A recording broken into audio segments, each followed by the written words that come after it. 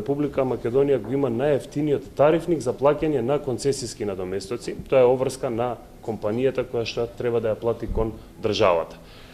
Ние направивме една компаративна анализа со земјите во регионот, не со другите поразвиени земји, и видовме дека во Република Македонија цените се за негде од 10 до 20% пониски од тоа што е во регионот.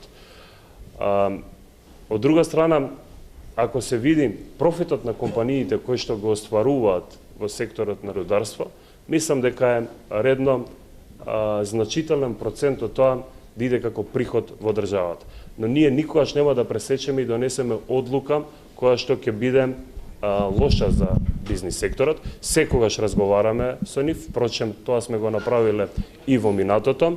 И на крајот, доколку се усогласиме во однос на тарифникот, тој тарифник ќе биде усвоен и донесен од страна на владата, но никогаш нема да биде донесен тарифник со цени повисоки од макар една земја од регионот. Секогаш цените ќе бидат изедначени или многу пониски од другите земји во регионот, затоа што примарна цел на оваа влада е да има компаративни услови за правење бизнис во Република Македонија. Тоа што со сигурност го знаме дека за овие 93 концесии доделени во 2013 година, за првите 9 месеци концесискиот надомест уплатен на сметка на државата е околу 600 милиони денари.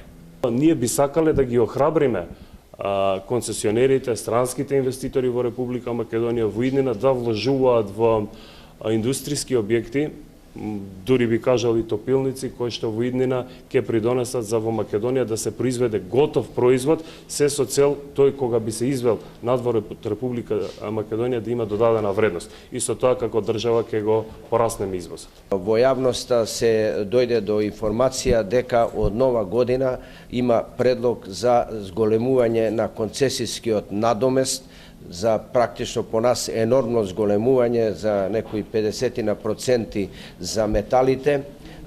Тоа, ако така се оствари, би било многу лошо, затоа што сите фирми практично ги донесоа своите буџети, а концесискиот надомест има значителна улога во вкупното финансиско работење. Така да наша молба ќе биде од нашата Македонска асоциација за рударство до владата и до Министерството за економија да овие мерки се одложат, односно донесувањето на тарифникот се одложи и да ни се даде можност да заеднички продискутираме и ги погледаме какви се ефекти ќе има врз работењето на рударството.